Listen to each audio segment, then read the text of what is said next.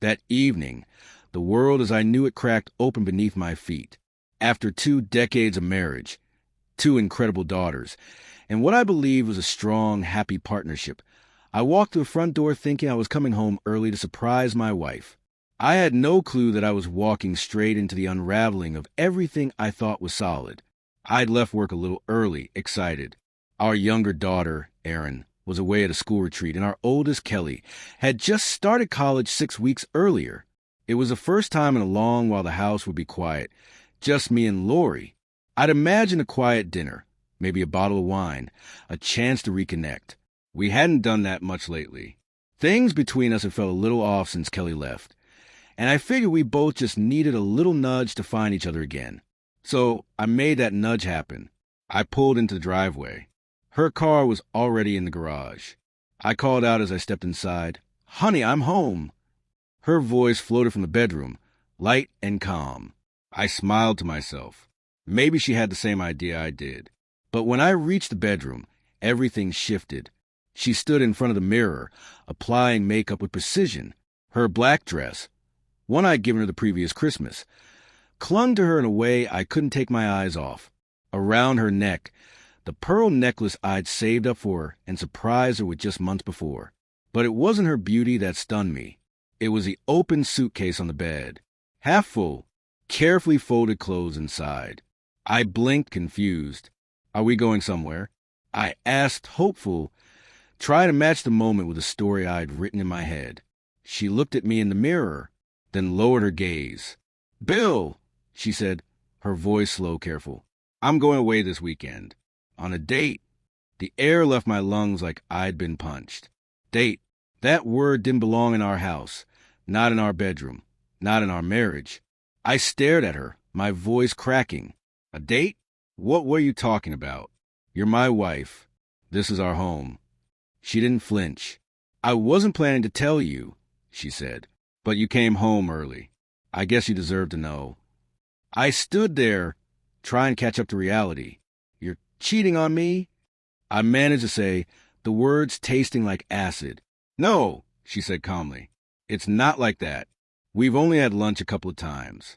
This is just for the weekend. He's married, too. We both agreed it's nothing serious.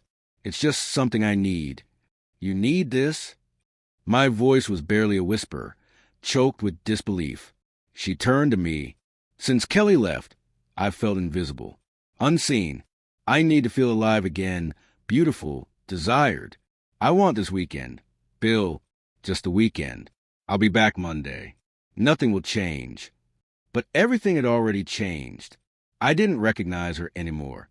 The woman I married, the one I raised a family with, had been replaced by someone who believed that betrayal could be packaged neatly into 48 hours and erased by Monday morning.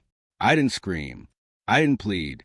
Instead, I looked her in the eye and said, "If you're really going through with this, fine, but you've got until your Uber arrives to change your mind. Keep your phone on. Not for me, for your safety." She paused, nodded, and agreed. "Just don't try to ruin it," she said softly. "Don't follow me." And I didn't. I watched her zip up her suitcase, apply her lipstick, then walk out the door without a single glance back. Not a touch, not a tear, just gone. But even as she disappeared into the night, a fire lit inside me. Not rage, something else. Clarity. There had been someone else once. A woman named Sarah. She and I had known each other before Lori, before everything. But I'd been loyal.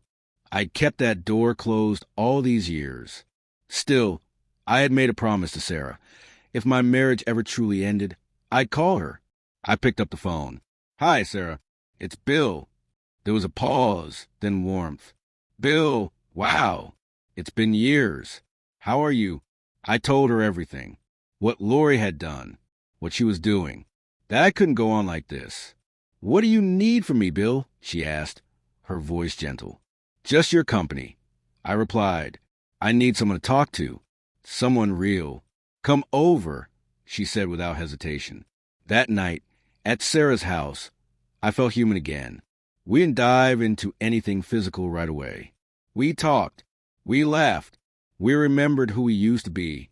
And at some point, I realized the pain in my chest had started to ease.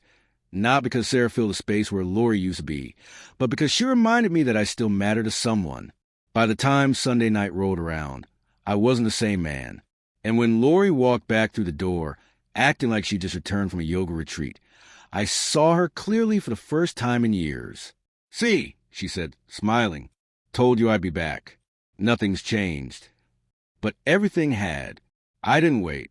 "Lori," I said, "this weekend gave me clarity. Our marriage is over. I'm not angry anymore. I can't do this. I won't." She stared at me, frozen. "What do you mean?" "You're serious. I'm filing for divorce tomorrow. You made your choice. Now I'm making mine." Her smug calmness shattered. Her face twisted with shock, her eyes filled with tears. She begged, cried, tried to spit into a mistake. Said she was confused, that she thought I'd understand. But I had nothing left to give her. The man who would have forgiven her, worked through it, made excuses. That man had left on Friday night. The divorce was quiet, swift and fair. I made sure our daughters, Kelly and Aaron, understood that they didn't have to choose between their parents. I told them to love their mother, despite her mistakes. They were good girls, strong. They handled it better than I could have hoped. And as for Sarah and me, what began as a single night of comfort blossomed into something real. We fell in love, slowly, intentionally. Within a few years, we got married. We had 2 children of our own, and I became a second father to her son, Jacob. Together, we built a home full of honesty and laughter, a family shaped not by perfect beginnings, but by truth, healing, and love. Looking back now, I know that weekend was a gift in disguise. The betrayal that nearly broke me also set me free. Lori lost me with her selfish choices. But through that loss, I found someone who truly saw me, and in the process, I rediscovered myself. Thank you for staying with me through this journey. Until next time, take care of your heart. It's the most valuable thing you've got.